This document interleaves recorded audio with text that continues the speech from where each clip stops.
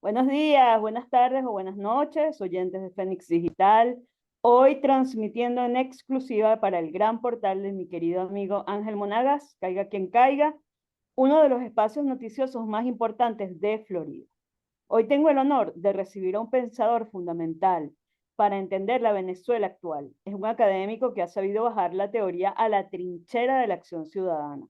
Es doctor en estudios del desarrollo, magíster en economía y licenciado en computación. Su nombre es Luis Manuel Aguana. Posee una mirada única que entrelaza la tecnología, la economía política y los derechos humanos. El doctor Aguana no es solo un analista de escritorio, es un protagonista fundamental en todo este proceso infernal que llevamos saliendo de una narcotiranía por 25 años. Es fundador de la ONG ANCO, Alianza Nacional Constituyente Originaria, y ha sido un pilar en la búsqueda de las salidas constitucionales y democráticas a las crisis venezolanas, promoviendo mecanismos como el plebiscito ciudadano. También escribe todas las semanas unos interesantísimos artículos, se los recomiendo, y su lucidez desafía las narrativas convencionales. Y hoy nos acompaña para diseccionar la realidad del país desde una perspectiva crítica, pero crítica constructiva, que es lo que hace falta en este país.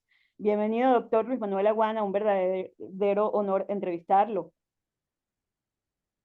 Gracias, Dayana. Buenos días. Buenos días a ti y a todos tus oyentes. Gracias también por las flores.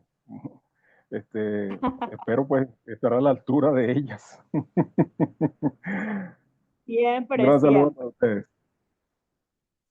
Cuéntame. Doctor, su tesis doctoral analizó cómo el uso de las tecnologías de la información y la comunicación se usaban para lo que es el control político. En Venezuela ya llevamos 25 años sabiendo exactamente cómo fueron adaptando todas las tecnologías a el control político.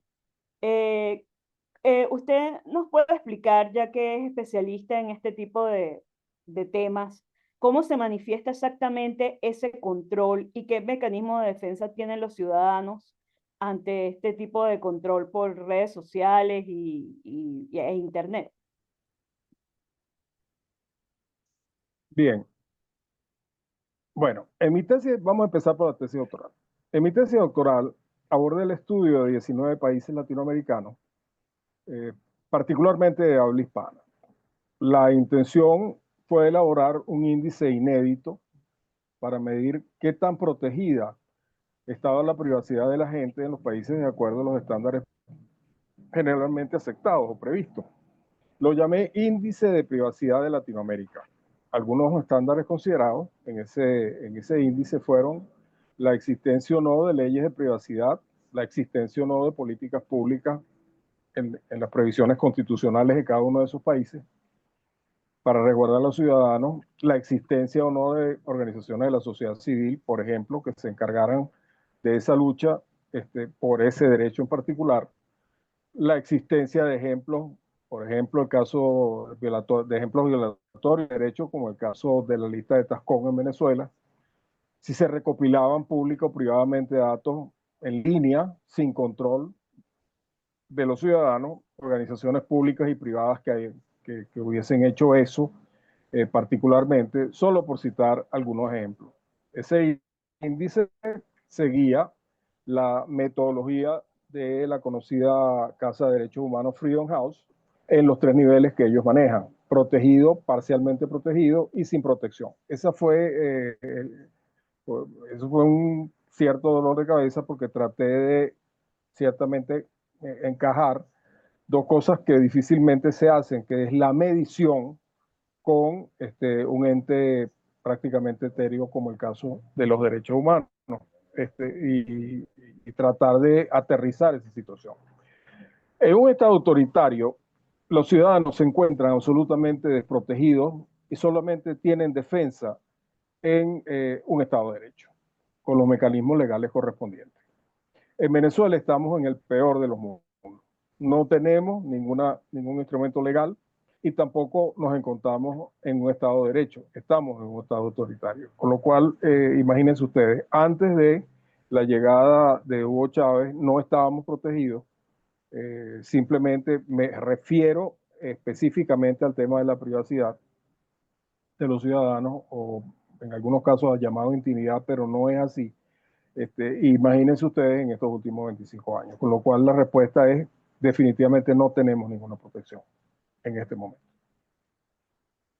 Doctor, los venezolanos que no estamos acostumbrados a que nos silencien, durante estos 25 años nos hemos volcado a las redes sociales y a todo tipo de medios digitales e incluso hay mucha cantidad de medios de información que no están en Venezuela informándonos de lo que pasa en Venezuela. Mi pregunta siguiente es, ¿usted cree que esto ha sido bueno? Estar en Twitter, estar viendo medios venezolanos en el exterior, ¿nos han empoderado como ciudadanía o nos han creado una ilusión de participación que realmente fragmenta y debilita a la oposición venezolana?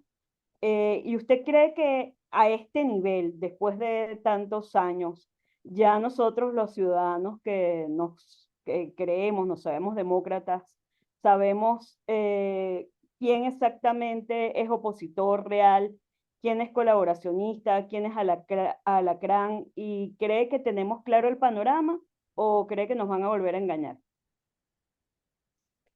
Mira, las redes sociales han hecho esas dos cosas que tú mencionas. Han empoderado a la gente y al mismo tiempo han creado una ilusión de participación. No es suficiente con decir que tienes una cuenta de Instagram para decir que participas. La fragmentación y el debilitamiento de la oposición ha sido responsabilidad directa del liderazgo político, no de la gente. El ciberespacio ha transferido la responsabilidad, porque ahora cada quien debería ser responsable de lo que dice en las redes sociales. Eso es como si tú te pararas en una plaza pública y empezaras a decir cosas.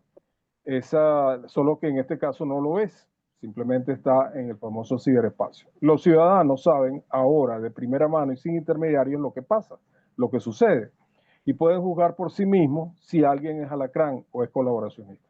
Es muy difícil, pues, para completar tu pregunta, eh, poner ese límite. Y hay ese error de que si tú pones algo en las redes, no es que lo estés diciendo, porque lo estás diciendo en las redes, no lo estás diciendo públicamente, lo estás diciendo públicamente y más allá lo estás multiplicando en un factor inconmensurable, lo que dice. Por eso es que aumenta exponencialmente la responsabilidad de la gente.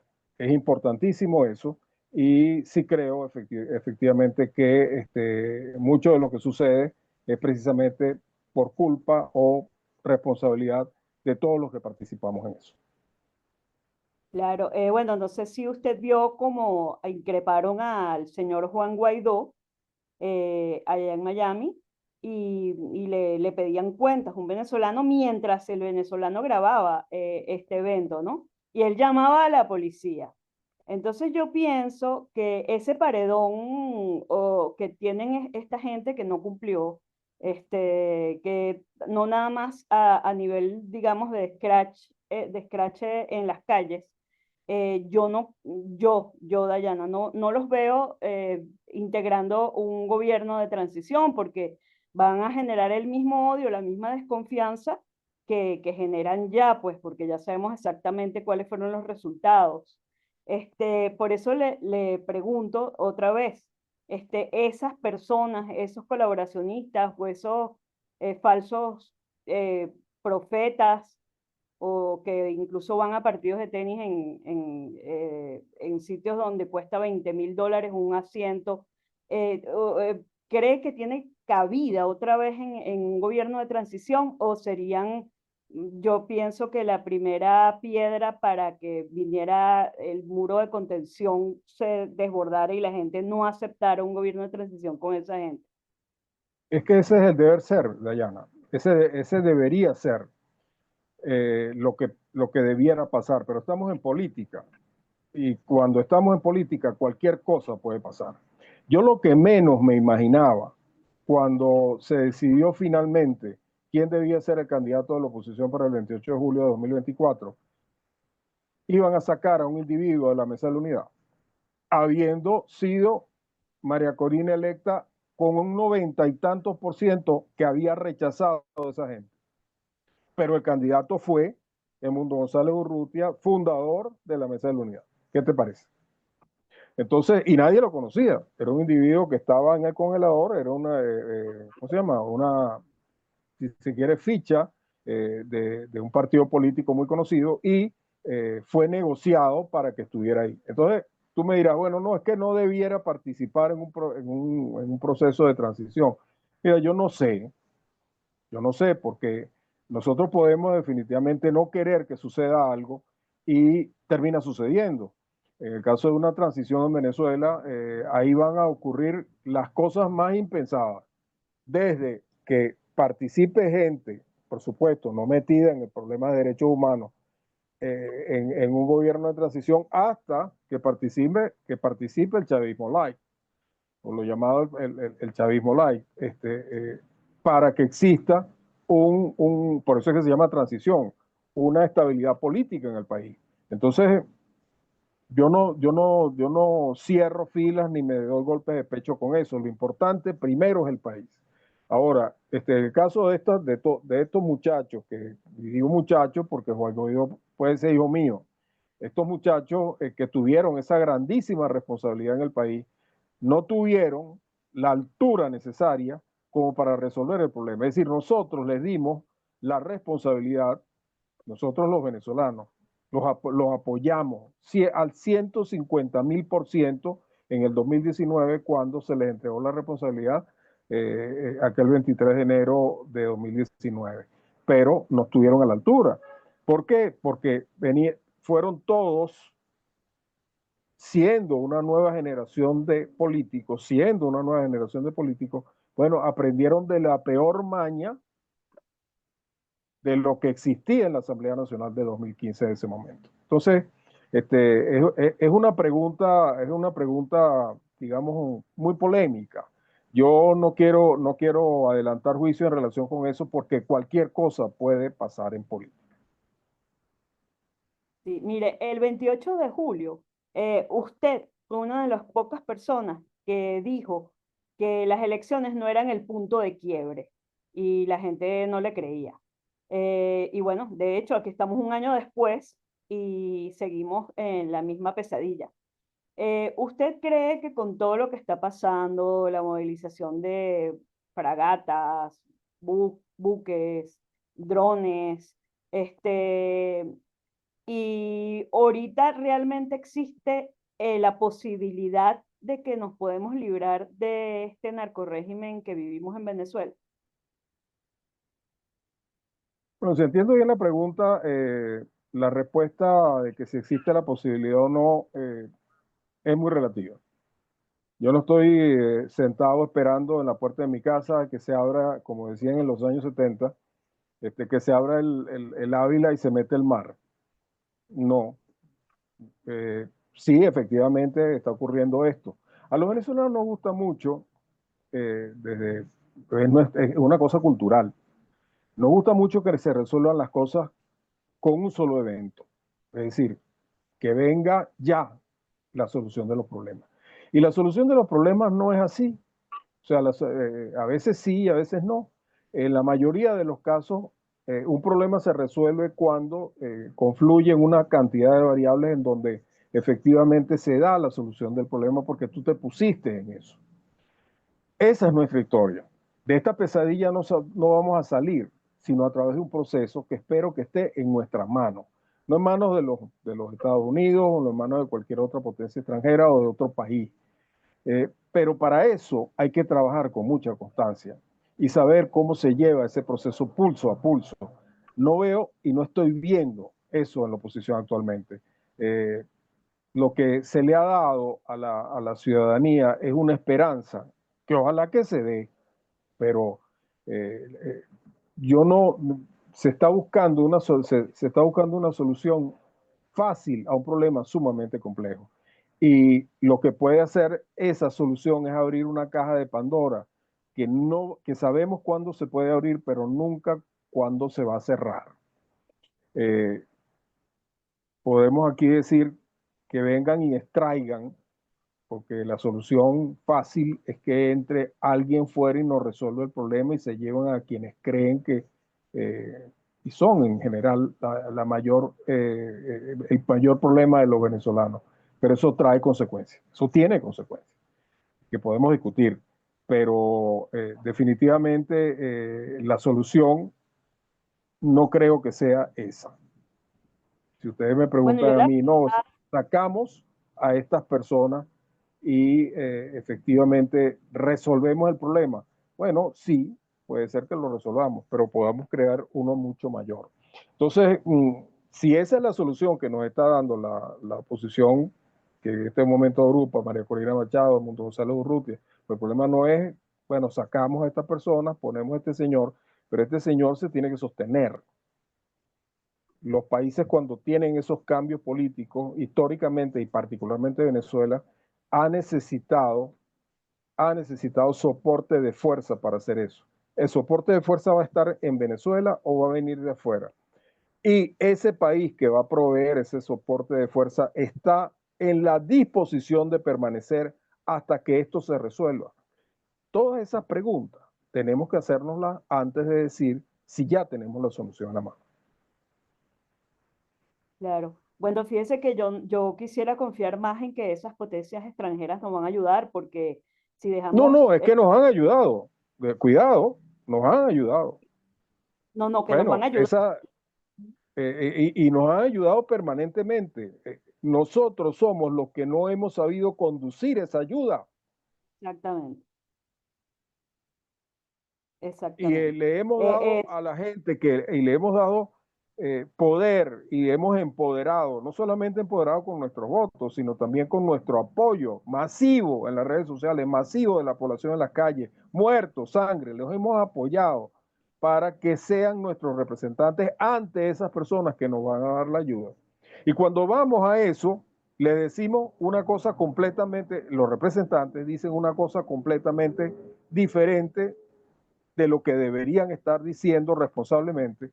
Y bueno, nos encontramos todavía aquí después de 25 años en un problema que creemos que se va a resolver de la manera como se está planteando. Bueno, yo espero que lo puedan resolver, digo yo. Aquí en un rincón en donde lo que hacemos o tratamos de hacer es análisis político de lo que están haciendo, si están haciendo algo bien o están haciendo algo mal. Y yo creo definitivamente que por ese lado no es. De todas maneras, vamos a ver. Yo no tengo aquí la bola de cristal para decir si efectivamente tienen o no tienen la razón. Vamos a ver. Eso lo decidirá el transcurso de los acontecimientos. Gracias a Dios, tal y cual está planteado el problema, pareciera que ese desenlace lo vamos a tener muy pronto. Amén. Mire, usted escribió Carta al Niño Jesús, en donde le pidió al Niño Jesús un régimen de transición. Yo me imagino que se refiere a una junta de gobierno o quizás al mismo gobierno liderado por el presidente y embajador Edmundo González Urrutia y María Corina Machado, que definitivamente ha sido el faro que ha guiado este largo proceso. Yo de verdad tengo mucha fe en su constancia y su terquedad de querer la libertad. ¿Cómo sería para usted la arquitectura mínima de ese gobierno o junta que venga ya pronto? ¿Quiénes deberían conformarlo? ¿Qué garantías debería ofrecer para no ser simplemente un recambio de élites? En donde volvamos a ver caras, y disculpe que vuelva a insistir, desagradables, como las de pseudolíderes que han venido negociando con el régimen desde el principio. Mira, sí, efectivamente, eso fue una nota que escribí hace en diciembre del año pasado, creo, en lo que aspiraba en relación con esto, ¿no? Y parte de esta pregunta la he explicado en estas últimas notas, en donde me he enfocado fundamentalmente en el proceso o en el modelo de la transición. Yo lo llamé un modelo desplazamiento, transición y refundación. El modelo desplazamiento, transición y refundación. Y cómo haciendo énfasis en el análisis, de que como se desplace al régimen, de allí vendrá la transición. Si tú lo desplazas de una manera violenta, la transición no va, no, definitivamente no va a ser pacífica. Y por supuesto, el resto de la refundación va a estar muy influido en relación a lo que suceda en las dos fases anteriores. No se puede en Venezuela, históricamente, en Venezuela, históricamente las fases de desplazamiento y transición han sido manejadas por militares. Es decir, aquellos que ponen orden una vez que ocurre el desplazamiento. Es decir, el desplazamiento ha sido militar. Hemos dado un golpe de Estado militar, se ha formado una junta militar y esa junta militar ha puesto orden en lo que viene. El último desplazamiento que hubo en 23 de enero de 1958 produjo una junta militar de un año, o menos de un año, desde el 23 de enero hasta diciembre de 1958. Esos militares le dieron piso político a los partidos que fueron eh, volvieron a ser legales, es decir, ellos volvieron a legalizar los partidos para que esos partidos pudieran funcionar y generaran el piso político de lo que seguía después. Es decir, esos militares civilistas no se quedaron en el poder.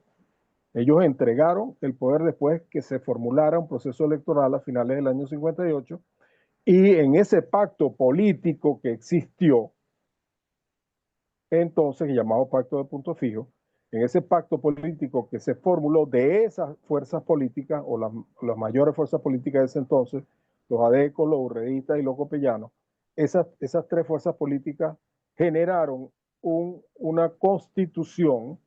Ese pacto se tradujo en una constitución que formuló una asamblea, congreso constituyente, que en 1961 promulgó una constitución que duró 40 años. Entonces, el fundamento aquí es que las fuerzas políticas que existan en este momento, es decir, lo lamentable es que no hay muchas fuerzas políticas, vamos a hablar claro aquí, y eso es mi primer problema que tengo con que haya una transición sin que exista una fuerza política y sin que exista, por lo menos públicamente, un respaldo de las Fuerzas Armadas a cualquier cosa que venga. ¿Por qué? Porque las Fuerzas Armadas hasta este momento, todas las fuerzas han estado de una manera u otra en respaldo del régimen de Nicolás Maduro Moro. Entonces, dígame usted cómo usted hace una transición si no se pone de acuerdo con lo que viene, porque a mí no me diga María Corina o cualquiera que tiene un programa de gobierno, en este caso el programa de María Corina Tierra de Gracia, el programa suyo, está muy bien, es un programa que yo no le veo o no lo objeto como programa de gobierno que pueda ser aplicado. El problema es que lo sustente. Y para que exista sustento, usted tiene que tener el acuerdo de todas las fuerzas políticas, es decir, de todos los factores que hacen política en el país. Y hasta donde yo sé, ese programa no ha sido sometido a la consideración del país. Y no es que yo esté en desacuerdo con él. Cualquier programa de gobierno que usted ponga a funcionar tiene necesariamente que pasar por financiamiento de el desastre que hay aquí en Venezuela. Tiene que pasar por reactivación de la industria petrolera. Tiene que pasar por alimentación inmediata y salud inmediata al pueblo venezolano. Es decir, tiene que pasar por todo lo que dice ese programa de Maracoy. Es claro de que para que eso funcione, tiene que haber piso político. Es decir, cuando digo estabilidad política, es la estabilidad que debe proveer la fuerza de las armas. Es decir, aquí para nadie es un secreto de que prácticamente todos los estados fronterizos de Venezuela están bajo el control, no del gobierno de Nicolás Maduro, sino bajo el control de fuerzas irregulares, incluyendo las zonas más ricas de Venezuela que se encuentran al sur del país. Entonces, dígame usted si esto puede ser funcional. Ahora, yo insisto, se ha dado a conocer un programa de gobierno de una supuesta transición, pero eso necesariamente tiene que tener un piso de estabilidad y un piso de acuerdo político mínimo. Todo el mundo, vamos a suponer que en el caso del programa de gobierno no haya problema, porque el 90 y tantos por ciento de respaldo a lo que hace o diga María Corina está dado. Eso está perfecto. El problema está, y a donde yo pongo mi problema y mi duda, es que si efectivamente eso se pueda dar, si no se tiene en Venezuela la suficiente estabilidad de ese gobierno que venga. Entonces, espero que eso se dé adecuadamente, porque hay también una teoría dada a conocer por allegados, por supuesto, asesores allegados de María Corina, que dicen que la famosa teoría del derrumbe, de una vez que salga lo que provoca el problema, los señalados en los carteles de Se Busca se vayan, entonces va a tomar el control la Fuerza Armada, la Fuerza Armada venezolana, que están de acuerdo con la democracia o entregarle control civil. Bueno, yo espero que sea así, porque si eso no es así, entonces aquí va a haber realmente un regreso a algo peor de lo que en este momento tenemos. Entonces, hay que tener mucho cuidado con esto porque no estamos jugando con fuerzas, digamos, no estamos jugando a la política de escritorio, como bien dijiste al principio. Estamos jugando a vidas que se pueden perder, estamos jugando a mayor pobreza en Venezuela, estamos jugando una cantidad de cosas que efectivamente pueden darse mal si las cosas no se hacen bien. Bueno, le tengo malas noticias porque yo estoy en contacto con militares civilistas, que yo creo que los únicos que quedan son los retirados. Y me han dicho que toda esa parte de desarrollo de defensa después del día D está en manos de policías y no de militares. Entonces yo Ay, creo que caramba. sí, yo creo que eso ya por ahí estamos bastante mal. Bueno, espero que de verdad María Corina reflexione y sepa que hay militares con ética y con moral de los militares retirados que podrían ayudarla a como volverle a dar legitimidad y credibilidad a las Fuerzas Armadas. No las llamemos bolivarianas porque ese término me choca, ¿no? Bueno, Sí, entonces, lamentablemente, no por ahí, ya las cosas no van tan bien. Mire, no, y debo ahora que sumar algo, sí, debo sumarte algo, ¿no? Ellos están muy reticentes, o por lo menos lo que han dicho públicamente, los que han hablado, eh, que luego lo que ocurrió en el 2019 fue gravísimo. Precisamente el tema militar no lo manejaron adecuadamente y hubo militares que desertaron de las filas del oficialismo, se fueron a Colombia y en una cantidad importante para, ¿recuerdas aquel famoso dicho, la ayuda humanitaria entra sí o sí? Entonces, bueno, no hubo manera pues de que esas personas pudieran colaborar para que, porque no les dieron el respaldo necesario. Porque, pues, si tú vas a contar con los militares, y una cosa que no he dicho, no es la primera vez que la digo, y lo digo responsablemente, los militares solamente obedecen a los militares. Usted tiene un teniente y María Corina no le puede dar órdenes ni de Mundo González, le puede, salvo en su condición de jefe de Estado y comandante en jefe de las Fuerzas Armadas, cosa que no es en este momento porque no se ha juramentado como tal ni ha asumido las funciones que le competen como presidente por decisión de él. No que María Corina le dijo, ni nada, no. Por decisión del mundo, él no se quiso juramentar el día que le correspondía constitucionalmente. Entonces ese señor todavía no es presidente y consecuentemente no es comandante en jefe de las Fuerzas Armadas.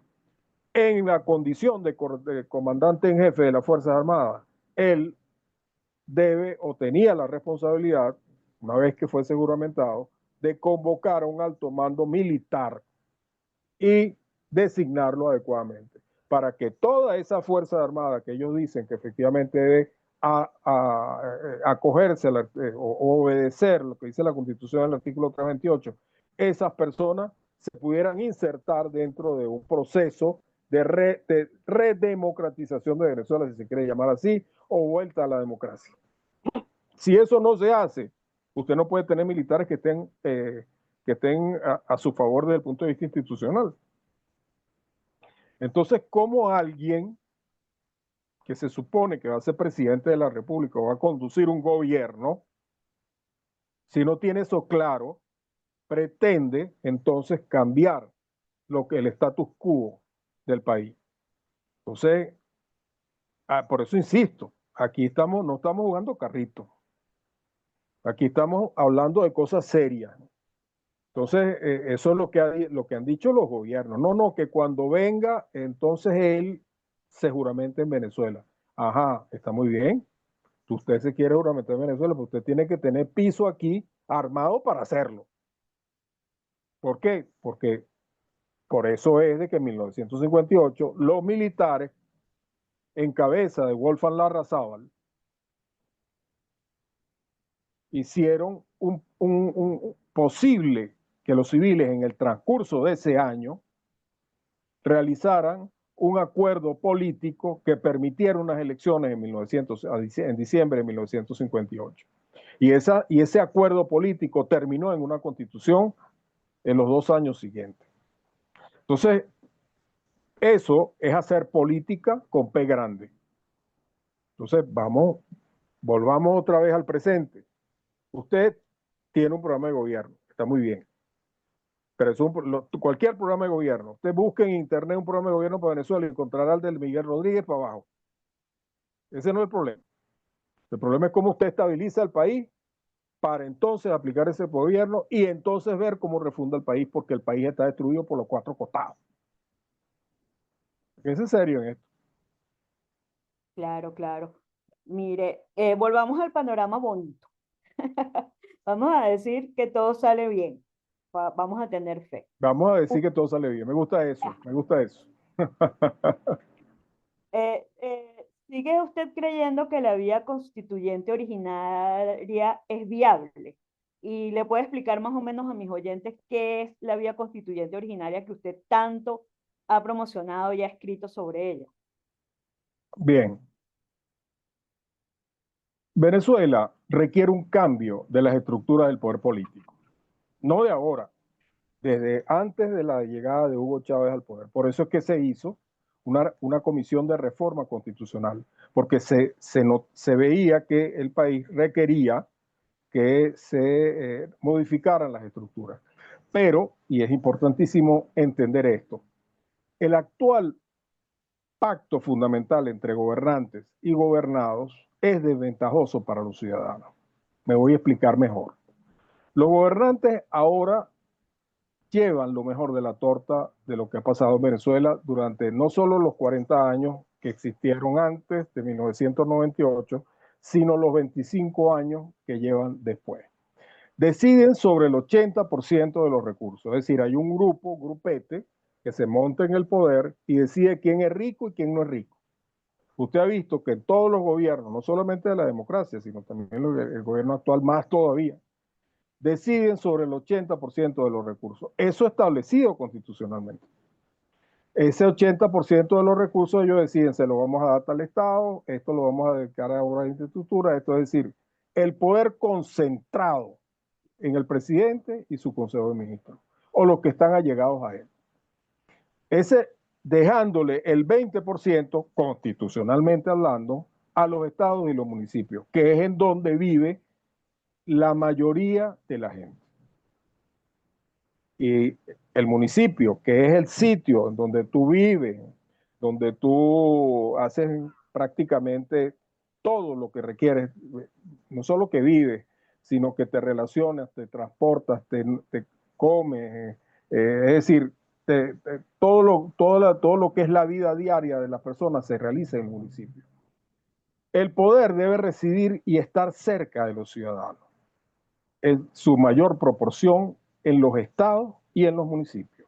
Y todas las decisiones que se deben tomar, tanto en justicia, salud, educación, todo lo que tú quieras que hay o todo lo que existe alrededor de las personas tiene que estar en su cercanía. Y eso manejarse desde el punto de vista, empezando por el pacto fundamental que decide qué se hace entre gobernantes y gobernados.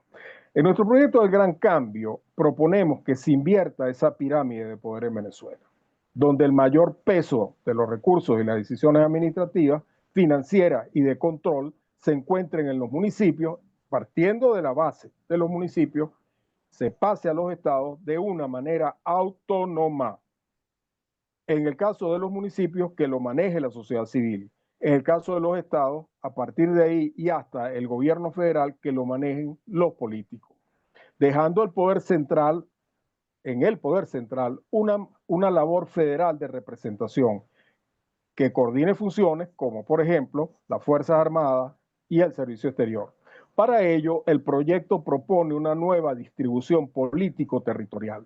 Aquí en Venezuela, nunca desde que este país es país, estamos hablando de 335 municipios. Después de la reforma constitucional que hubo en Colombia, pasan de los 1.500 municipios en Colombia. Y ni hablar de otros países que tienen muchísimo menor territorio que Venezuela, tienen, por ejemplo, España, creo que la cosa anda por 30.000 municipios. Ahorita la cuenta no la tengo en la cabeza, pero por ahí anda. Todo esto, el proyecto propone esta nueva distribución basado en la obra del ingeniero Enrique Colmenares Finol, que fue ministro del Ambiente durante Carlos Andrés Pérez, que hizo un estudio profundo de cómo deberían estar distribuidos los municipios en todas las localidades de Venezuela, comenzando por Caracas. Cada estado debe explotar y aprovechar sus propias potencialidades con sus ciudadanos. Es decir, el Estado Nueva Esparta, ¿cuáles son las potencialidades del Estado Nueva Esparta? Bueno, ahí puedes hablar de una industria pesquera, ahí puedes hablar de una industria turística, ahí puedes hablar de un control de sus ciudadanos, de los nuevos espartanos, de las personas que viven ahí, que son las que les duele lo que está pasando ahí, que ellos decidan, por ejemplo, que se haga que venga una franquicia de hoteles de máximo rendimiento o un puerto de aguas profundas para que atraquen buques o cruceros de un gran calado para que vengan turistas a Margarita. Margarita es muchísimo mejor en turismo que cualquiera de los países, de cualquiera de las islas del Caribe. Entonces, pero todo eso no se puede hacer porque en Venezuela quien decide eso es quien llega al poder. Entonces, este programa no se trata de un programa de gobierno. Este proyecto, no programa, este proyecto que nosotros planteamos y que denominamos el Gran Cambio, no se trata de un programa de gobierno. Se trata de un cambio de una estructura del país. No vamos a resolver el futuro del país cambiando un presidente, un gobernador o un alcalde mediante elecciones. Hablamos de cambiar la estructura del Estado, regresar a la bicameralidad y a la representación legítima paritaria de cada Estado en el Congreso. Es decir, que sean los Estados, como entidades federales independientes y autónomas, quienes decidan su representación en un Congreso federal. Y ese Congreso federal sea renovado en cada oportunidad. Es decir, en cada año los diputados no sean de partidos, sino del Estado que corresponde. Y dentro del Estado, obviamente, los partidos tendrán que decidir quiénes son, pero que no sea el partido a nivel nacional el que decida quién es el que representa o no representa, que sea el Estado el que decida tales son los diputados elegidos en este Estado, en nuestra Asamblea Legislativa, y decidimos que vaya este año fulano, mengano, sutano y perecero. Esa es la situación. En este momento no ocurre aquí, por eso es que hemos tenido una dictadura de partidos, no solo de ahora, sino de hace muchos años atrás. Por eso es que es necesario un cambio de cómo se hacen las cosas. Entonces, yo les invito a escuchar la explicación completa de la propuesta del Gran Cambio en mis podcasts, en mis redes sociales. Busquen el Gran Cambio, o mi nombre, o poner Luis Manuel Aguana, propuesta del Gran Cambio, como quieran, en Google, y van a encontrar una presentación completa de esto que les estoy diciendo. en poquísimos minutos, pero lo importante que quiero que se quede en este momento es que uno, no es un programa de gobierno. Esto, una vez que tú cambias eso, a través de un proceso, que no es otra manera que se puede hacer, pero se puede hacer a través de un proceso constituyente, invertir la pirámide del Estado. Y por otro lado, es necesario que, que eso, una vez que se imponga, me sabe mal la palabra imponer, una vez que eso comience a funcionar, vamos a dar tumbo, entregarle al Estado Zulia sus recursos petroleros para que ellos lo administren y que exista un fondo federal donde el Estado Zulia ponga su parte y el Estado Bolívar ponga la suya y el Estado Nueva Esparta ponga la suya y todo el mundo ponga la suya en un pote federal de distribución para financiar cosas que son para todo el país, por ejemplo, la Fuerza Armada y el Servicio Exterior. Entonces, o una policía federal como el FBI en Estados Unidos, o lo que decida ese constituyente. Una vez que se haga eso, entonces tú sí pones un programa de gobierno. Es decir, por eso la diferenciación del cómo estamos haciendo las cosas ahora y cómo queremos que se hagan las cosas en un futuro. Por ejemplo, el estado Guárico. El estado Guárico es el reservorio de agua más grande que tiene este país. Y ese reservorio de agua puede ser una de sus virtudes fundamentales para la agricultura y puede ser y para la agroindustria. Puede ser la granja de Venezuela, puede ser el estado Guárico. Y en donde se formen los ingenieros agrónomos y en donde se formen toda una cantidad de gente que tenga esa área de especialización especial. Una vez que se haga eso, entonces sí podrán competir los diferentes estados en llevarse los recursos es decir, el recurso humano para poder hacer cosas buenas en cada uno de los estados. La electrificación no tiene por qué haber solo un switch en Venezuela, en Guri. Tiene que haber electrificación, la responsabilidad de la electrificación tiene que ser de cada estado. Igualmente el transporte y un sistema interconectado de transporte en todo el país. Todas esas cosas nadie las ha hablado, Dayana, nadie las ha discutido. Todo esto que a ti te encanta hablar de la tecnología, todo eso se puede aplicar perfectamente si tienes estructurado el Estado de una manera adecuada para que eso funcione. No es que venga uno y diga, un político y diga, esta es la manera como yo consigo Venezuela. No, en Venezuela hay miles de personas que están en cada uno de los estados que son extraordinariamente buenas y que quieren vivir en su estado. Yo quiero vivir en el estado Anzoátegui. ¿Por qué? Porque ese es el estado donde vivieron mis padres y mis tíos. Yo quiero vivir ahí porque ahí hay playa y hay agroindustria, hay petróleo y todo. Entonces, muy bien, tú te quedas viviendo ahí, vives donde tú quieras, pero tú tienes un municipio que te garantiza que las calles están bien, que te garantiza que el impuesto que tú pagas se te va a retornar a ti, que te garantiza una vivienda, que te garantiza una conexión segura de internet para todas partes. Es decir, tú no tienes que irte para ningún otro lado. ¿Qué es lo que ha sucedido en Venezuela? Ha sido todo lo contrario. La gente, la buena gente o la poca buena gente que ha quedado, se ha mudado a los centros urbanos porque en Caracas es el único sitio en donde no se pasa hambre, en donde siempre hay agua y donde siempre hay luz. Eso no puede ser posible. Por eso es que hablamos de una reestructuración del Estado antes de cualquier cosa. Y ese es el proyecto que nosotros estamos empujando, que solo se hace mediante un proceso constituyente de carácter original.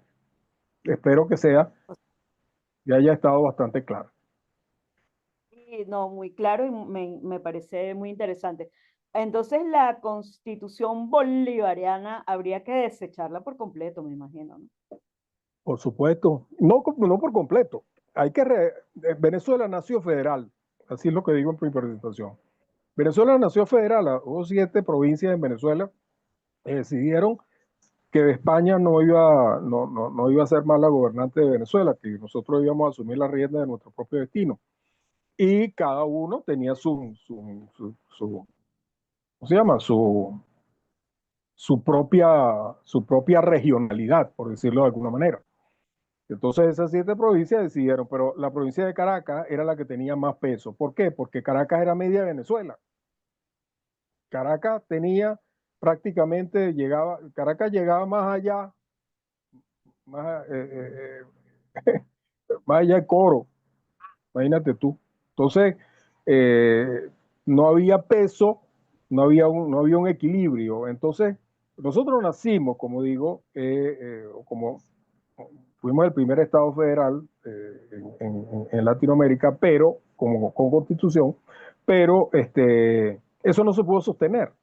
¿Por qué no se pudo sostener? Porque la federalidad, eh, el haber decidido eso, nos trajo una guerra, que fue la guerra de independencia, y para pelear esa guerra los militares necesariamente necesitaban la unicidad del mando, y Bolívar lo requirió.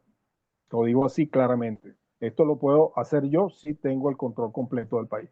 Y eso efectivamente ocurrió, y bueno, y todo lo que ocurrió en la guerra de independencia, pero hemos progresado. Hemos, ahorita en Venezuela, Venezuela es inmensa, Venezuela tiene 1 millón de kilómetros cuadrados allá.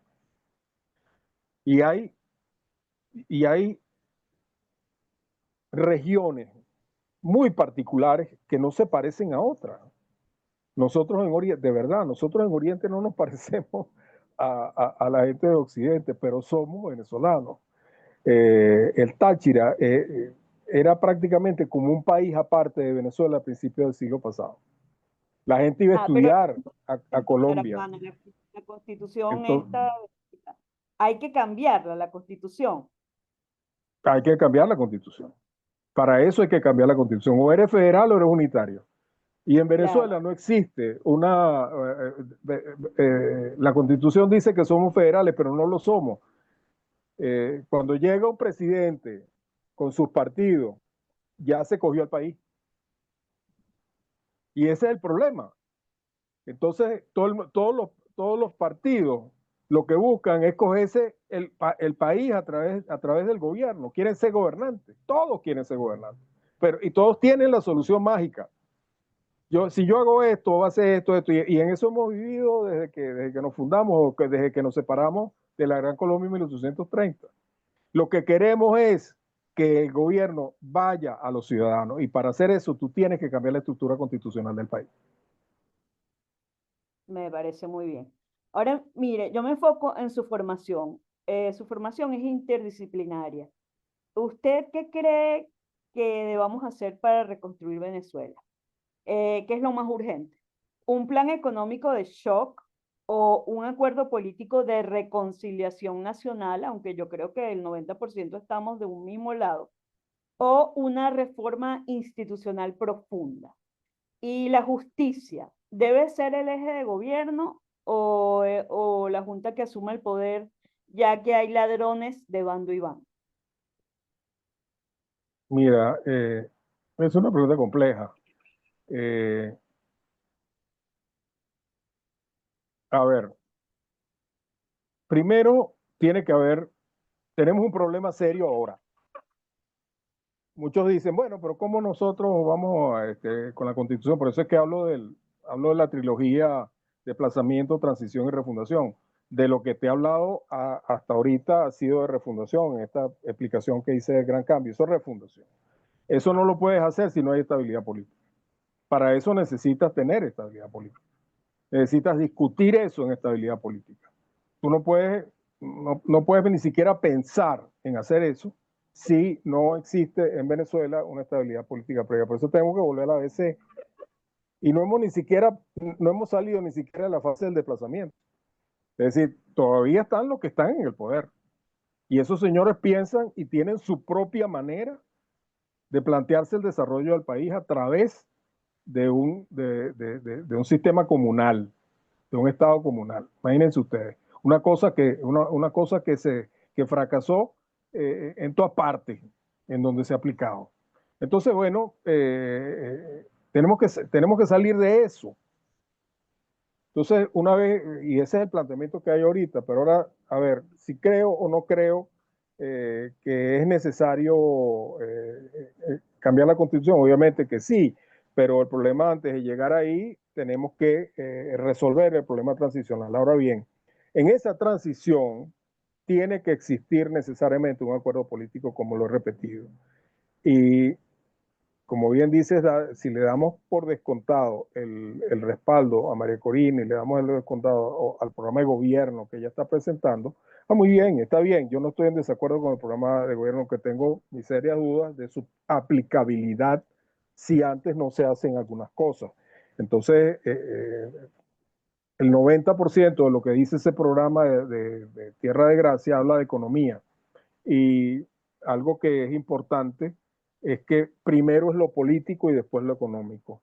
Eso no lo dije yo, eso lo dijo Amartya Sen, Premio Nobel de Economía. ¿Y cuál era el fundamento de Amartya Sen? Bueno, el fundamento es que no puedes tener desarrollo si tú no tienes los derechos humanos arreglados en el país. En otras palabras, tú no le puedes poner comida a la gente encima de en las mesas de sus casas hasta tanto tú no hayas resuelto el problema de convivencia política. Y si eso no se resuelve, usted ningún programa económico que usted quiera poner va a funcionar. Entonces, Dayana y los amigos que nos escuchan, no es posible, tenemos que resolver el problema político y yo no creo y lamentablemente se ha polarizado tanto esto, tanto del lado del gobierno o del régimen o como de la oposición, que no vemos un centro. En la Alianza Nacional Constituyente nosotros propusimos, yo no sé si ahora ya esa propuesta es válida, nosotros propusimos antes de que vinieran los barcos de Trump que nos sentáramos a conversar el país a través de un proceso constituyente. Es decir, en este momento, yo no sé si eso sea válido. ¿Por qué? Porque hay un país del tamaño de los Estados Unidos, que es la potencia planetaria más grande, que dijo ya o decretó que lo que está manejando el país aquí se trata. Entonces, ¿qué diálogo puede haber ahí? No puede haber ninguno. Hasta que se resuelva el problema de los terroristas de ellos, no puede haber ninguno. Nosotros, antes de que se produjera todo esto, propusimos que vamos a hablar el país, vamos a discutir el país, pero nos hemos dado cuenta también que eso ha sido una manera que ha utilizado el régimen para perpetuarse y lo ha perpetuado con gente de la oposición también. Es decir, en esa comisión famosa o esa comisión negociadora opositora está un montón de gente que es chantajeable por parte del rey. Entonces, bueno, ¿cómo se hace? ¿Cómo negocias tú un país así? Puedes negociar nada. Entonces, tiene que haber una comisión o una entrada de negociación. ¿Cuál es la negociación posible ahorita con los Estados Unidos, con unos barcos al frente que tienen misiles y cosas de esas? Bueno, lo que dijeron en los Estados Unidos. Mira, la única negociación posible es que escojan el país en donde se van a ir, o el color del traje que van a tener, si va a ser anaranjado, para estar encerrados en las cárceles de los Estados Unidos. Entonces, bueno, ¿qué podemos decir quienes pensamos? Bueno, que se resuelve eso primero, pero no podemos hacer otra cosa. Entonces, lo primero que sí debemos y creo que debemos hacer, los que pensamos que es necesario que exista un acuerdo político, que haya una amplia discusión de este problema y cómo es que efectivamente podría ser una transición con la participación de gente de todos los niveles y de todos los colores para que esto tenga viabilidad política después de que no haya régimen de Nicolás Maduro Moro. Eso es lo que puedo decir. Bueno, fíjese que yo no estoy muy de acuerdo con su planteamiento porque eso sería como una reedición de la MUT, la Mesa de la Unidad Democrática. Yo tuve, no Está muy sé bien. si, Acordemos de tuve, estar en desacuerdo. yo tuve la oportunidad de estar ahí gracias al doctor Gonzalo Pérez Hernández y me di cuenta que era como una especie de organización parapeto en donde se hacía ver como que si había democracia y se estaban discutiendo los problemas, y al final venían los 3, 4 o 5 chivos de los partidos políticos y decidían lo que iban a hacer, que obviamente siempre estaba en armonía con el régimen. Entonces, la verdad no me gustaría tener una reedición de la MUD, pues, ¿no? Porque me doy cuenta A mí que, tampoco, en eso estamos de acuerdo, pero te insisto lo que te dije antes, estamos en política. Si esto, a ver, ¿por qué aparece también el mundo González Urrutia? Porque la oposición definitivamente no quiso, ni yo tampoco quería por lo demás, a Manuel Rosales como candidato contendor de Nicolás Maduro el 28 de diciembre, el 28 de julio del 2024. Ese era el candidato que quería Nicolás Maduro.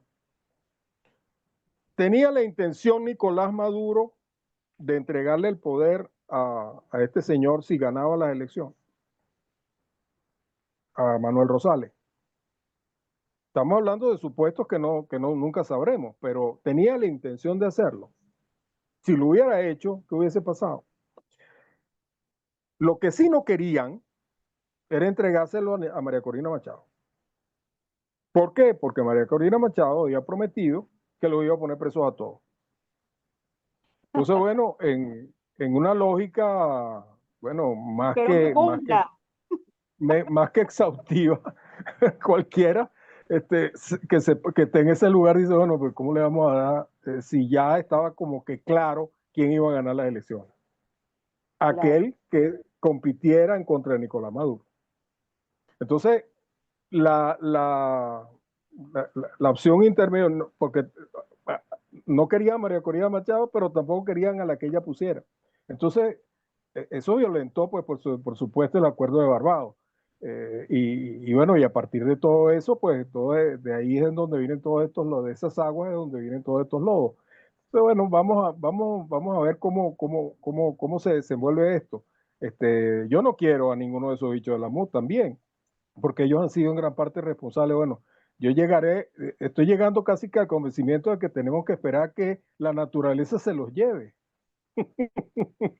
si sean lo Bueno, suficientemente viejos para que definitivamente no pueden seguir compitiendo, pero están ahí, están en política. no, a mí me impresiona y hasta me da mucha ira, por no decir la palabra en venezolano, porque yo veo por lo menos que hay gente como Andrés Izarra volviéndose a posicionar como opositor, después que dijo Franklin Brito huele a formol, o Así el es, señor Ortiz, que metió preso a Guaripano diciendo, no, yo no lo metí preso, ¿sabe? Nada más de imaginarme a esos dos sujetos otra vez en un gobierno, de verdad, yo no, esa no es la Venezuela que yo quisiera ver. exacto. Su, Ni la que sí, queremos todos. exactamente. Ahora vamos a hablar un poquito del plan Tierra de Gracia de María Corina. Bueno, como ya mis oyentes se habrán podido dar cuenta, el doctor Aguana el tema de lo que es la reconstrucción de Venezuela lo ha venido desarrollando de hace décadas. A mí me gustaría saber cuál es su visión sobre este plan Tierra de Gracia. ¿Cuál considera que es el acierto más sólido de este plan Tierra de Gracia? ¿Y cuáles son las omisiones más riesgosas que tiene este plan? Bien, el plan Tierra de Gracia, como le dije antes, es un programa de gobierno. Ellos lo han planteado como un viraje desde el punto de vista económico hacia una economía de mercado. Y eso me parece que está muy bien, porque y tiene que haber un equilibrio entre la economía de mercado y, por supuesto, la injerencia del Estado en los asuntos públicos. Es claro que Venezuela es un país que necesita que el Estado aumente la mano. ¿Por qué? Porque si hay algo que destruyó el gobierno, los 25 años que ha pasado, ha sido el tejido industrial venezolano. Y el tejido industrial, comercial, pues prácticamente toda la iniciativa privada, porque ellos se lo han comido todo. Entonces es necesario que un programa de gobierno, cualquier cosa que venga durante una transición, le preste atención a un crecimiento inmediato de eso, en particular la industria petrolera, porque también destruyeron la gallina de los huevos de oro. Eh, Eso lo hizo ni siquiera Maduro, eso lo empezó a hacer Chávez y lo destruyó Chávez con el famoso pito. Y es necesario que entre eso. Entonces, el programa económico está bien, yo no tengo objeción de eso, incluso hay cosas que innovadoras, como el caso gobierno electrónico, el e-government, cosas innovadoras que tienen que ver con... Hay muchas cosas además que pudieran utilizar de la democracia que no vi ahí, pero es importante que se comience con algo. La economía está muy bien. Ahora bien, pusieron poco énfasis en la reforma del Estado. Muy poco énfasis. Es decir, se habrán 2 o 3 párrafos en relación o que van a reestructurar el Estado, pero sí, lo vamos a hacer en largo plazo, en mediano plazo lo vamos a hacer. No dice cómo lo van a hacer, ni cuál es el planteamiento, ni por qué lo quieren hacer. Entonces, yo sí dije aquí porque quería hacer una reforma del Estado. En particular que la reforma, y más allá, que la reforma del Estado se tiene que hacer antes de que exista la aplicación real de un nuevo programa de gobierno, para que Venezuela realmente tenga un viraje, volviendo a la palabra vieja de los programas de Carlos Andrés, para que tenga un viraje es necesario que haya una reforma verdadera y profunda del Estado. Y esa reforma verdadera es la que nosotros estamos proponiendo con el Gran Cambio. Y luego que los partidos propongan su programa de gobierno, una vez que tengan una estructura del Estado nueva. Por eso es que es necesario la transición primero, para estabilizar al país económicamente, que al menos los venezolanos puedan comer 3 veces al día, y tengan un mínimo de seguridad pública y tengan un mínimo de seguridad social, que los maestros cobren lo que deben de cobrar y no se mueran de hambre. Porque hay algo que es importantísimo, que no he mencionado, que es el tema de la educación. Si hay algo que pone a un país en el mapa, es la educación. Educación, educación y más educación. Mi padre era educador de toda su vida. Y una de las cosas y no por decir lo que era mi padre, porque así es, eh, yo creo que una de las mejores mentes en ese aspecto era él. Y tal vez el tema militar para él era muy importante, pues se pasó 30 años, toda su vida metido con los militares. Siendo civil era más militar que ellos. Y se retiró en 1975, conoció muy bien, por supuesto, cómo fue el tema de la Fuerza Armada durante la democracia, pero más la educación. Y me decía, digamos, en los últimos días de su vida, porque yo tenía mucha conversación política con mi padre, y él me decía, y me dijo antes de morir, la única manera que Venezuela salga de abajo es con educación. Educación, educación y más educación. Tú no puedes insertar a nadie. Yo decía, y siempre en estos días que estuvimos conversando de esto, tú no puedes pretender al sembrar una mata de aguacate, tener aguacate dentro de una semana. Tú lo tienes en 12 años, mínimo. Tú no te comes un aguacate, pero tienes que regar la matica, tienes que cuidarla, tienes que ver que no le pase nada, que no se enferme, etcétera, durante 12 años para comerte un aguacate de esa mata. Y tienes que sembrarla todos los años para que todos los años tengas aguacate. Entonces, hay un periodo que necesariamente tú tienes que pasar sembrando, cosechando, para cosechar posteriormente. Y Venezuela tiene que pasarlo rápidamente si queremos tener algo que funcione. Y nosotros tuvimos una educación espectacular. Digo espectacular en el sentido de que en 1960, los que llegaron a la democracia de los 60, le dedicaron bastante a la educación. Hubo programas especiales de educación universitaria en el gobierno de Pérez. Hubo también una cantidad de escuelas, pero eso necesita plata, necesita recursos, necesita darle...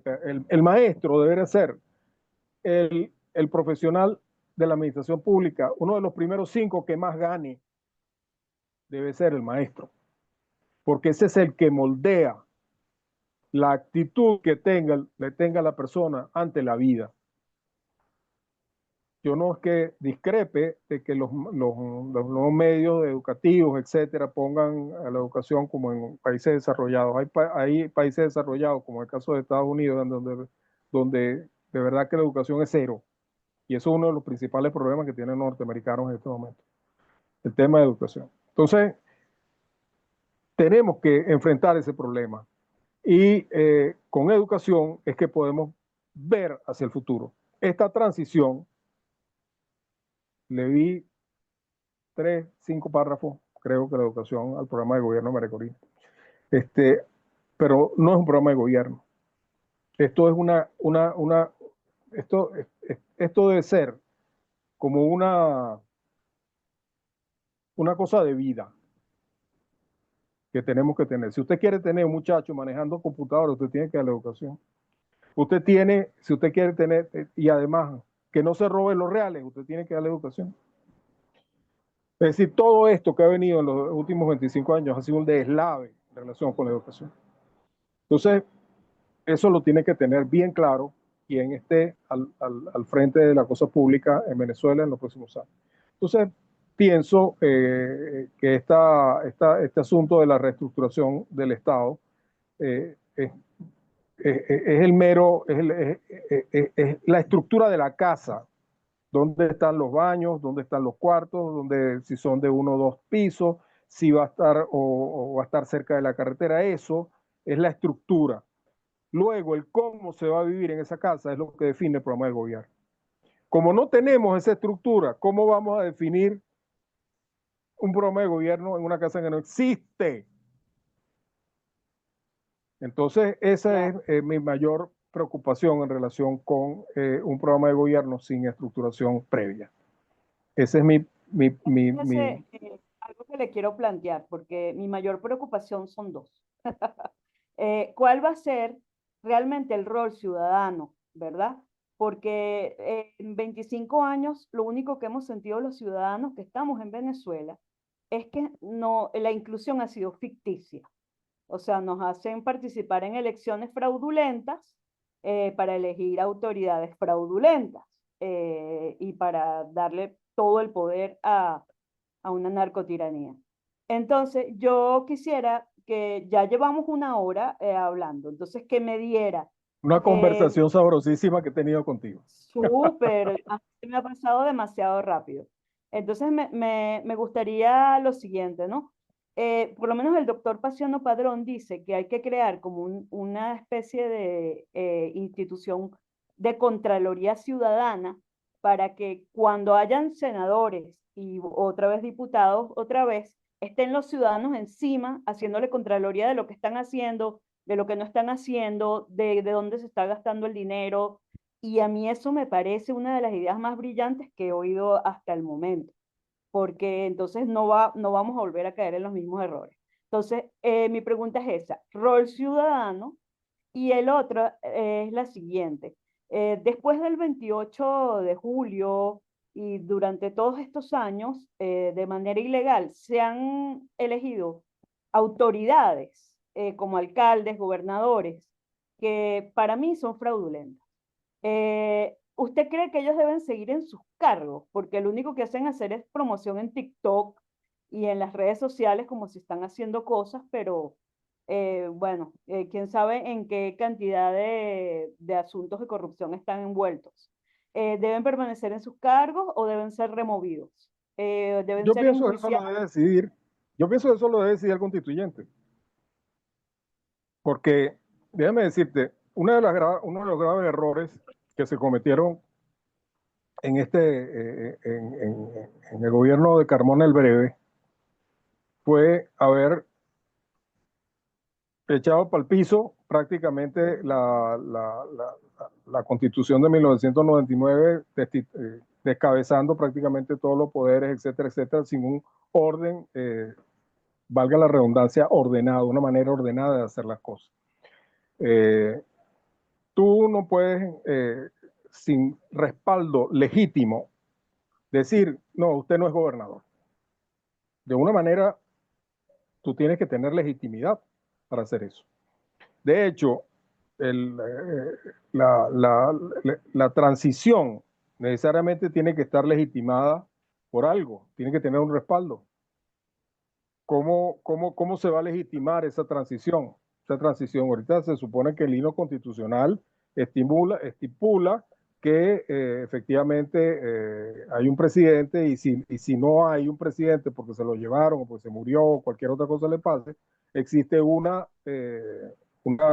sucesión presidencial para que no se rompa el hilo de poder en Venezuela. Pero aquí todo lo que ha ocurrido implica que no queda hueso sano en la institucionalidad de Venezuela de irse prácticamente todo el gobierno de Nicolás Maduro Moro fuera. Entonces tiene que haber un piso constitucional, un piso legítimo que le dé a la transición esa legitimidad. Y lo que nosotros decimos, para que exista esa legitimidad, tú tienes que convocar al dueño de la soberanía. Y el dueño de la soberanía es el pueblo de Venezuela. ¿Quién es el que puede decidir quién es o que no es el presidente? Date cuenta tú algo que alguien no ha hablado mucho. Creo que sí, la doctora Lara Carroza Marmo. A Edmundo González se le eligió en unas condiciones completamente ilegítimas e inconstitucionales. Lo eligió un CNE que era ilegítimo, lo condujo esas elecciones un CNE legítimo y no ha sido juramentado por ninguna autoridad. ¿Por qué? Porque ellos se robaron las elecciones y con prueba en la mano, tenemos las actas, se robaron las elecciones. Entonces, al robo de las elecciones, Edmundo González Urrutia es el presidente supuestamente electo, pero no hay ninguna autoridad en Venezuela que haya dicho que eso es así, autoridad entre comillas, porque efectivamente todas las autoridades que tenemos son ilegítimas. Y entonces, todo lo que hay en Venezuela es ilegítimo, todos los poderes públicos en Venezuela son ilegítimos. Entonces tú tienes que convocar a la soberanía popular para que exista algo legítimo en Venezuela. Es que eso es una cosa que yo no sé por qué la gente no lo acaba de entender. Elecciones inmediatas de No, gobernadores. no, entonces tiene que haber la convocatoria al soberano para que en un piso legítimo el señor González Urrutia, sea designado o sea ratificado como presidente de la República y a partir de ahí que empiecen las cosas. Entonces, tiene que haber piso de legitimidad. Entonces, no hay que olvidar eso, porque creo que mucha gente se le olvida o se pasa por encima de las cosas, mucho opositor me refiero, se pasa por encima de las cosas y no le dan la importancia de vida a toda esta arquitectura para que realmente los poderes funcionen bien de ahora en adelante. Claro, pero no me respondió. Los A gobernadores y ver, alcaldes actuales, que son no, si te alacranes. respondí, los gobernadores y alcaldes actuales no pueden ser removidos sino por una autoridad legítima. Y la autoridad legítima para remover un alcalde, un gobernador o cualquier, es una Asamblea Nacional Constituyente, no es otra. Bueno, No es que pero venga, no es que venga un presidente en una presidente. transición y diga, mira, usted alcalde de Guadalito, usted se va. Bueno, y a cuente que tú dices eso. Si yo fui legítimamente electo, entre comillas. La única autoridad legítima para poder remover hasta el presidente de la República se llama una Asamblea Nacional Constituyente. Entonces, O sea que usted esto cree que en la dijo, figura creo que fue Paciano, fue que me dijiste, en relación a una un institución. a un sistema institucional si nosotros tuviéramos un control, si hubiésemos tenido, perdón, ese es el tiempo adecuado, si hubiésemos tenido un control autónomo de las finanzas públicas, desde el municipio hasta los estados, nadie en el poder central se hubiera podido llevar medio de Venezuela. Si el control hubiese estado en el sitio donde el ciudadano reside. Si usted le da el control del 80% de los recursos a los municipios y a los estados, el presidente de la República, ni su Consejo de Ministros, ni ningún partido político se hubiera podido llevar medio de Venezuela. Ahora me está diciendo Ok, usted que, bueno, vamos a hacer una contraloría, sí, es verdad. Hay una propuesta que en una oportunidad yo hice, que si el gobierno es electrónico, qué bueno que María Corina está pensando en un gobierno electrónico, porque si todo está en la red, yo pusiera, lo primero que pusiera yo en la red es la ejecución presupuestaria de los ministerios. Y que todos los ciudadanos pudieran entrarle a eso para ver dónde se gastan los reales. Y ahí si usted tuviera una Contraloría Ciudadana activa, ¿por qué se contrató a fulanito de tal en tal sitio si se está cogiendo los reales? Porque lo estoy viendo aquí, lo estoy viendo en mi casa, en mi computadora. Tú que hablas tanto de cosas de tecnología, ahí es en donde usted tiene que aplicar la tecnología al control de los recursos del Estado. Claro. Entonces, no Entonces usted me está necesitaría diciendo que usted una no cree ciudadana. en, No, o sea, que hasta incluso la presidencia de Edmundo González Urrutia hay que reformularla. por supuesto, todas, todas. Otra propuesta que hice en una oportunidad en los años de 2012, etcétera, el Consejo Nacional Electoral, en el momento en el momento de que se cuenten los votos de una caja y todos los testigos lo vean con estos ojos que se comerán los gusanos, como decían antes, monten eso en el internet y que cada uno vea en mi casa, vea cuánto sacó fulano, cuánto sacó mengano, cuánto sacó perencejo en la mesa tal, caja tal. ¿Mm? Y que ellos mismos vayan haciendo la suma de todas las cajas, de todos los municipios, de todos los estados del país, para saber quién ganó. ¿Por qué no utilizamos la tecnología entonces para eso? Y en vez de utilizar cajas, digamos, cerradas, en donde viene Tivisa de Lucero, o quien haga sus veces, o quien, en el Consejo Nacional Electoral. No, que los ciudadanos sepan quién ganó en cada uno de los sitios y si eso tiene sentido para ellos. Entonces, ahí Ok. la tecnología sí funcionaría. Por eso es que Entonces, tenemos que poner la tu tecnología al solución, servicio del ciudadano. tu solución es no dejar títere con cabeza, prácticamente. ¿A qué te refieres con no dejarte? No, no. Todo el mundo tiene que ser, si tú vas a hacer una función pública, tú tienes que ser transparente a que todo el mundo te mire. Bueno, entonces sería Junta Cívico-Militar, elecciones de todo, y entonces ahí podría volver a haber No, una no, no, institución. no, no, no, no, no, no, cuidado, elecciones de todo no. Te dije, Junta Cívico-Militar, obviamente tiene que tener piso político y eso tiene que ser legitimado por una Asamblea Nacional Constituyente. Esa Asamblea Nacional Constituyente decidirá los poderes del Estado. Decidirá la Asamblea todos los poderes del Estado. Decidirá si congela o no congela a los gobernadores y alcaldes. Decidirá lo que tenga que decidir para que efectivamente esas decisiones que se tomen tengan legitimidad. ¿Por qué? Porque en Venezuela no hay legitimidad por ningún lado. Entonces, Ni elecciones, siquiera el presidente luego del de que mundo se y María apruebe una Corina. nueva constitución, luego que se apruebe una nueva constitución, entonces vendrán las elecciones, ¿Usted no cree basado en ese nuevo orden constitucional. que el presidente Edmundo y María Corina son legítimos o no? En este momento no, en este momento no. Y tú me dirás, bueno, pero es que los votos están metidos en la bóveda del Banco Central de Panamá. Sí, eso es verdad, pero en ningún caso una autoridad legítima en Venezuela ha legitimado ese resultado. ¿O lo ha hecho? No lo ha hecho. Lo único que nosotros sabemos de cierto es que hay unas actas en Panamá que dicen que el pueblo votó de tal y cual manera. Y luego que el presidente electo, y todo el mundo está de acuerdo que sacó esos votos, entonces viene un proceso de juramentación, que ese proceso de juramentación no es más nada que el adelante, señor presidente, usted a partir de ahí tiene todo lo fuero constitucional para ejercer como tal. Eso no ha pasado. Ok, ya entiendo. Tiene que pasar. Tiene que pasar. Claro que sí.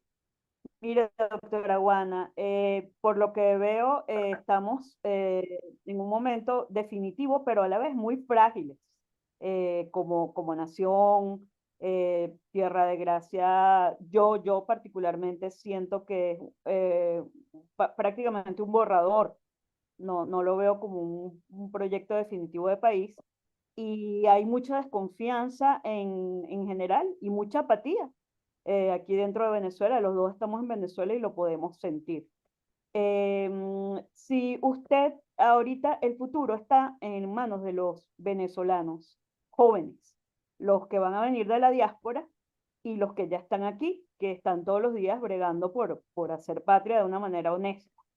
Mi última pregunta es la siguiente. Esta gente que tiene que tomar la batuta, estas nuevas generaciones, un mensaje que usted quisiera hacerles llegar, si lo tuviera enfrente, digamos, 2000 muchachos venezolanos de todas las universidades, ¿qué le podría decir?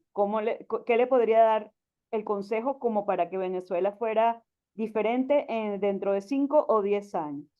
¿Y qué le preguntaría o qué le aconsejaría al presidente Edmundo y a la vicepresidenta María Corina Machado, que yo sí los considero, que han sido líderes de todo este cambio que se avecina? ¿Qué les aconsejaría hacer? Pero en primer lugar, a los muchachos de las nuevas generaciones. Hay que estudiar, y hay que estudiar mucho. No es un asunto, este, digamos, fácil de decir. Cuando uno dice estudiar, estudiar mucho y tener experiencia. Los muchachos que formaron primero Justicia y formaron todos esos muchachos, ninguno había tenido jefe. Entonces, usted tiene que tener experiencia. Para poder manejar las situaciones de Estado, se tiene que tener experiencia y se tiene que estudiar mucho. Entonces, en cualquier área del conocimiento humano, no estoy diciendo que tienen que estudiar mucho en alguna en especial. No, usted tiene que estudiar mucho. Yo no me monto en una mesa de operación con un cirujano que no sepa o que no tenga por lo menos 20 o 30 años de experiencia. Usted no puede hacer eso. Si usted hace eso con su propia persona, no puede esperar que un político o una persona que pretenda manejar su destino y su vida se le entregue. Con lo cual, usted tiene que tener y estudiar. Esos muchachos tienen que formarse no solamente en las aulas, tienen que formarse en la vida para entonces poder aspirar a entrar en una estructura fundamental que debe construirse en Venezuela, que no se ha construido. Entonces, Y los jóvenes que primero, ya están formados de la diáspora, que vengan, ¿cómo los invitarían a a esas volver? personas hay que hacerles un piso en Venezuela. Si, si tú tuvieras una compañía de recursos humanos, Dayana, y le dijeras a un muchacho, estuvieras reclutando gente para, para trabajar en Venezuela, lo primero que te preguntarían es, ajá, ¿y esa empresa tiene futuro? O esa empresa tiene, lo que te preguntarías tú como aspirante, ¿cuánto voy a ganar? Que eso también es lo que preguntan.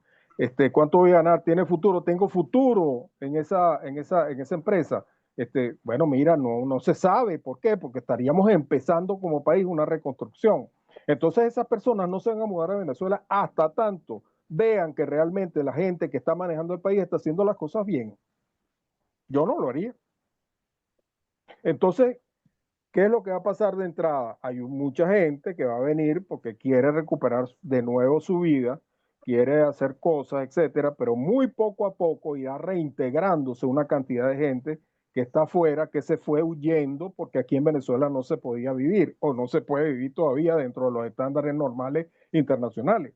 Entonces, lo primero que hay que recomendarle a ellos es que se sigan formando y que busquen tener la experiencia necesaria para integrarse en el país. Yo no les puedo exigir a ellos que vengan aquí a que me echen una mano, porque estamos hablando de una generación que quiere las cosas para ayer.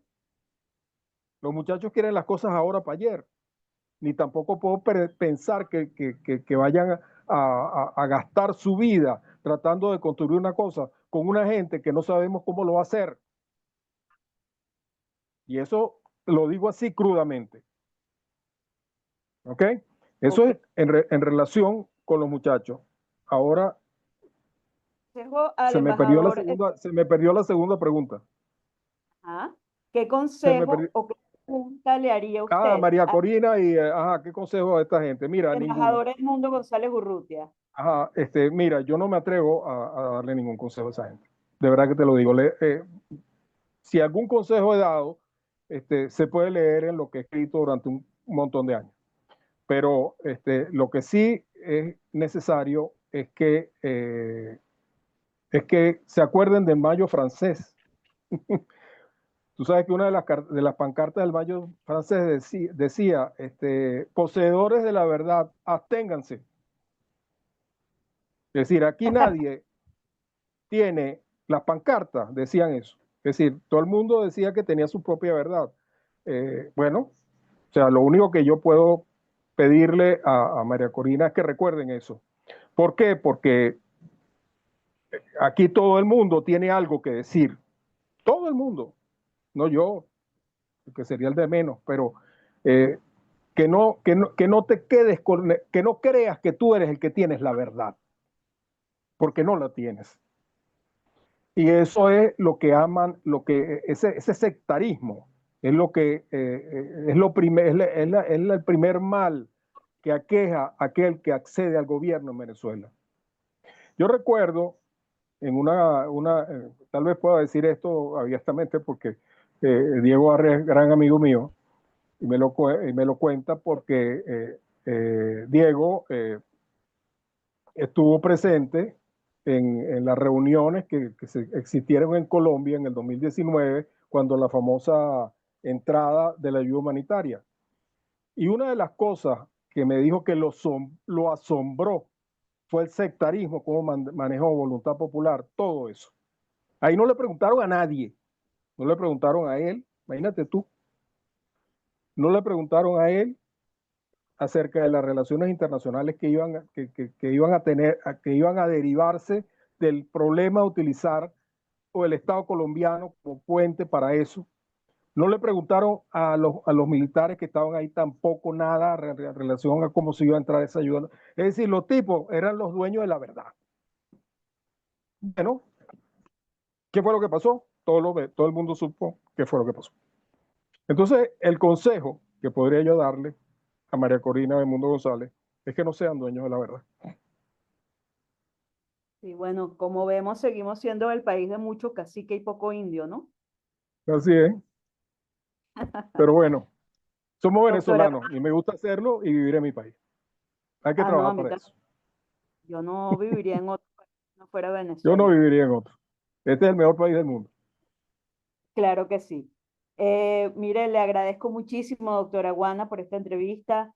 Usted sabe que yo lo sigo y lo admiro de hace por lo menos una década y para mí ha sido realmente importante tenerlo en este espacio al que llamo Fénix Digital. La figura del Fénix es justamente porque siento que vamos a renacer de las cenizas.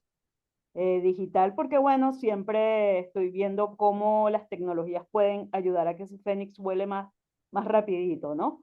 Gracias, usted es una de las pocas mentes brillantes que yo considero que quedan en Venezuela y de verdad le doy muchísimas gracias de nuevo y disculpe tantas gracias por ser un venezolano ejemplar que lo único que ha hecho, más que criticar, es tratar de aportar durante todos estos años. Y bueno, a todos los oyentes de Fénix Digital, los invito a oír el próximo programa. Espero que les haya gustado este programa. Y transmití en exclusiva por Caiga Quien Caiga, el excelente portal de mi amigo Ángel Monagas, que ha sabido imponerse como uno de los mejores portales y una de las voces más críticas del sur de la Florida. Muchas gracias. Un mensaje final, doctora Guana. No, muchísimas gracias a ti, Ayana, a todos tus oyentes por haber soportado esta perorata por hora y media, pero espero que haya dejado alguna respuesta a la angustia que en este momento viven los venezolanos muy justificadamente. Espero que todos estén bien y bueno, y pasemos esto y que esto sirva para pasar a otra etapa que es importantísima para la vida nuestra. Muchísimas gracias. Hasta luego.